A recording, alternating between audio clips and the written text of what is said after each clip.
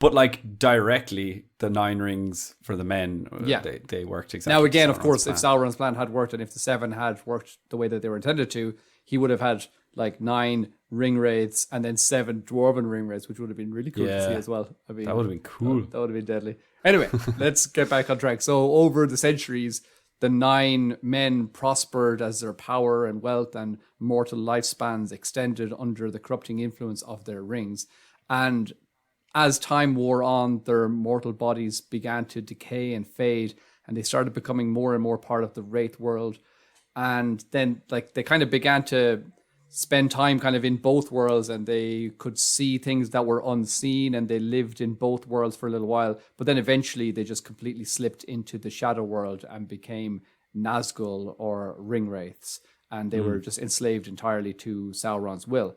And just in case anyone wasn't sure, Nazgul is just the translation for Ringwraiths in Black speech. So that's where, if you're thinking, what's the difference? Well, Ringwraith is a Nazgul. It's just a different language for it. So Cool. In the Second Age, in the year 2251, so that's around 550 years after they got the rings from Sauron, the Nazgul first appeared in Middle-earth. That's the first sighting we get of them. But we don't get told much else about their actions or anything that they did. And we don't really hear about them up until the end of the Second Age, which is the year 3441. So that's a long time later. And that's the end of the Second Age when Sauron gets defeated in the War of the Last Alliance. And then we hear that they fade into the shadows and they kind of just, they're again not heard of until 1,000 or so years later when Sauron comes back. So then the year 1300 of the Third Age, so again 1300 years later, Sauron's back with a bang, back in black. Back with a vengeance. And the Return of Sauron 2, yeah. Electric Boogaloo.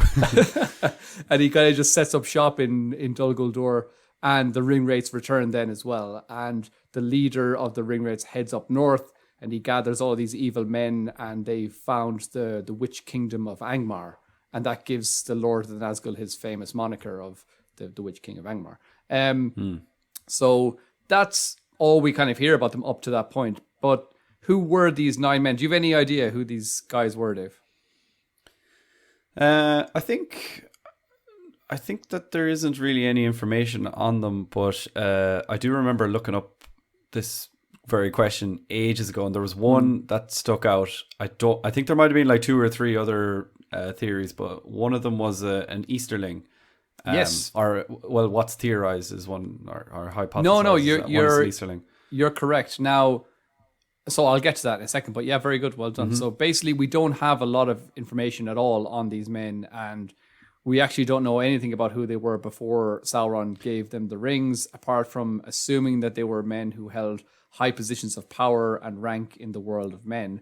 And we know that 3 were lords of Numenor, and 1 was an Easterling. okay. Now, only 2 cool. are ever given titles or names, and the first one is the one that we've already mentioned, which is the most famous and the most powerful of the 9, the Witch King of Angmar, aka the Lord of the Nazgul. And he was the leader of the Ringwraiths, and he was Sauron's second in command in the Second and the Third Ages. So we know that he was once a mortal king of men until he was corrupted by one of the 9 rings of power, becoming an undying wraith in the service of Sauron. After Sauron's defeat by the Last Alliance, he eventually reappeared and founded the evil realm of Angmar, where he gained the title the Witch King, and he ruled for almost 7 centuries until the kingdom of Arnor was conquered. The Witch King returned to Mordor to facilitate Sauron's return to power, and then took Gondor's city of Minas Ithil and refortified it as Minas Morgul, which we've also covered in our Minas Tirith episode. And he snuffed out the line of kings of Gondor. He led Sauron's armies in the War of the Ring. He stabbed Frodo Baggins on Weathertop during the first months of Frodo's venture out of the Shire. And at the Battle of Pelennor Fields, he broke the Great Gate of Minas Tirith, killed King Theoden, and he met his own fate, or his own demise as well. So that's everything we know really about. Well, there's more things we know about the Witch King, but that's a quick little summary of who he is. The second guy I'm going to mention is the guy that you alluded to a moment ago, which was the only other guy who was actually given a name at all. And his name was Camul the Easterling. So he was originally an Easterling who ruled in Rhun, which you can see on the map is way down the south. Southeast, I suppose, as well. Like south as in it's below Mordor, and Mordor's in the east. And hence Easterling, I suppose. And during the Third Age, he was a lieutenant of Sauron, and he held Dol Guldur as his domain. And he was the Witch King's second in command, and he actually became the leader of the Nazgul for a short time after the Witch King was killed. Because remember, the Witch King was killed at the Battle of Minas Tirith, and then the battle at the Black Gate didn't happen for another couple of months or so. So during that time, this guy, Camul the Easterling, he became the leader of the Nazgul. So he led the Nazgul to the Battle of the Black Gate, riding his fell beast, and that was before they were attacked by the Eagles. And the Nazgul retreated when Sauron sensed that Frodo put on the ring, and then they were quickly sent to Mount Doom, where he basically ended up dying in the fires of Mount Doom after the eruption. And he is the wraith that we see chase Frodo and the hobbits to Buckleberry Ferry, and who spoke to Farmer Maggot asking for Baggins. And the other thing I was going to say about Camul is that he held other titles such as the Shadow of the East, the Second Chief, and the Black Easterling. So that's him. Yeah, I didn't know that there was. I kind of assumed that it was always the Witch King that was the one that was hunting down Frodo in all those in all those bits where he's going to the Shire and he's chasing the hobbits to Buckleberry Ferry. Yeah. I mean, most people would assume that, but and again, I didn't know that until I was kind of researching this, and it was like, oh, that's cool. There was this Camul guy.